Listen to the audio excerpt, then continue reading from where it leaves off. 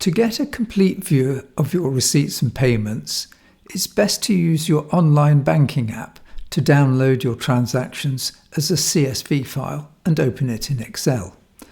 The file will typically include columns such as date, name, type, description and amount, sometimes shown as two columns, debit and credit. Start by sorting the data by type, then within type by description, and finally within type and description by date. It is likely that that will be quite revealing. You will almost certainly see that many transactions are regular, repeated receipts or payments. These are the ones to focus on and should be added to the scheduled transactions.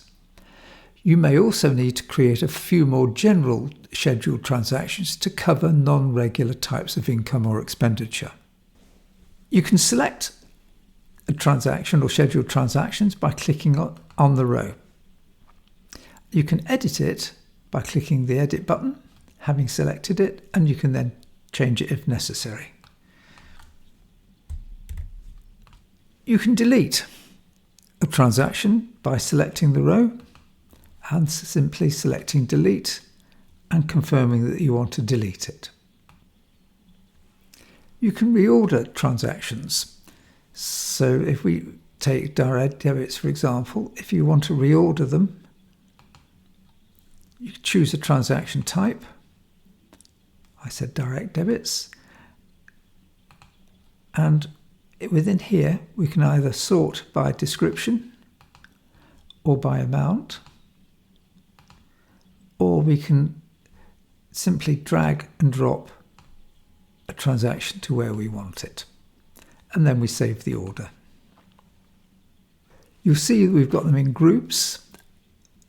My guess is that most people will probably have between 50 and 100 scheduled transactions, and it's sometimes convenient just to collapse some of these groups so you can see things more easily.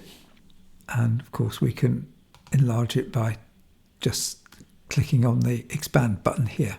We've also got the ability to search. So if you wanted to search for, let's say, council tax, that's going to include that. Click on search and it will find it. Clicking on the X will bring everything back. We can also search for amounts.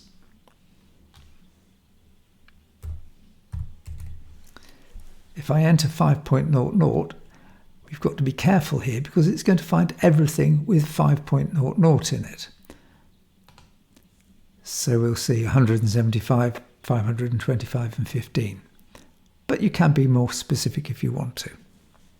Clicking X will clear the search. The last function on here is the nudge function. And if we run a cash flow forecast now, you'll notice that it's remembered the opening balance from the last time we did it. It only remembers that for the current day. So if we were going to do it again tomorrow, it would start off with 0. And it might be that if you look at your banking app, that, for example, the £13.56 for newspapers has already been paid for one reason or another. If we go back to the scheduled transaction and look for the newspapers, if it's been paid already, we can just nudge it back a few days, redo our cash flow, and the newspapers has gone and it's assumed it's for weekly or something like that, so it's then put in the next date. So that's a little bit more detail on scheduled transactions. But we haven't quite finished yet. There's a menu item here that will have probably caught your eye, which is import transactions. We'll have a look at that next.